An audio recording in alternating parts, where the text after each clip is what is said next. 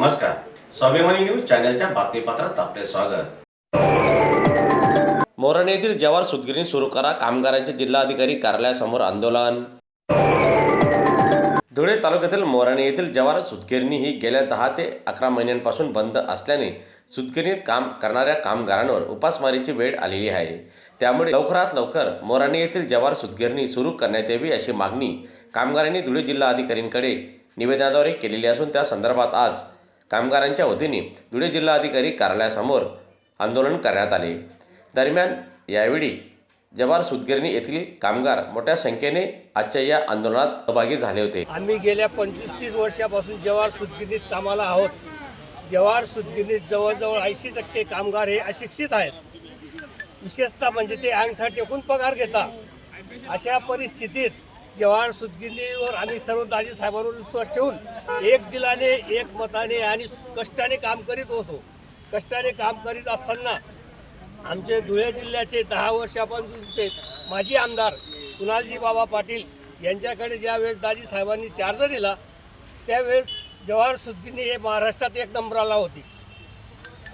1 number सूतगिरणी असताना 10 वर्षामध्ये आमच्या कुणाल बाबांनी कुठलीही विकास कामे आणली नाही, कुठलाही प्रकल्प आणला नाही, कुठलीही काही नवीन उद्योग आणला नाही।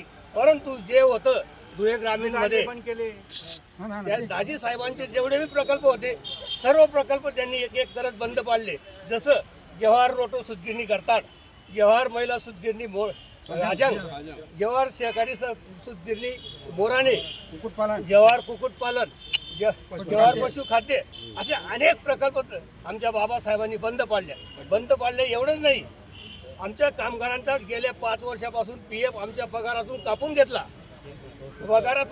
घेतला आणि तो ऑफिसकडे वर्ग केला नाही। एवढी घोर अन्याय आमच्यावर केलेला आहे। आम्ही वेळोवेळी बाबांना विनंती करतोय, वेळोवेळी बाबांना भेटण्याचा प्रयत्न करतोय, परंतु बाबा बंगल्यावर गेला असता बाबा मुंबईला आहेत, गेस्ट हाऊसला गेला असता बाबा दिल्लीला आहेत। असे उडवाउडवीचे उत्तर आम्हाला 3-4 वर्षापासून मिळत आहे।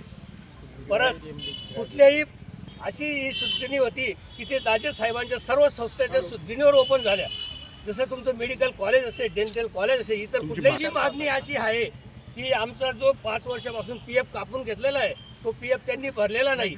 PF भरलेला नाही म्हणजे जे कामगार रिटायर झाले त्यांना पेन्शन मिळाली नाही, हो ग्रॅज्युटी दिलेली नाही। काही कामगार जवाहर सूतगिरणीमध्ये काम करत असताना बरेच कामगारांना श्वसनाचा त्रास झाला आहे, कोणाला दमाचा त्रास झाला आहे, कोणाला TBचा त्रास झाला आहे। बरेच कामगार आमचे दवाखान्यात पडलेत, कोणी पुण्याला गेलो आहे त्यांची परिस्थिती, पण आमच्यासारख्यांची कोणाचीच परिस्थिती नाही। आम्ही कुठे जायचं?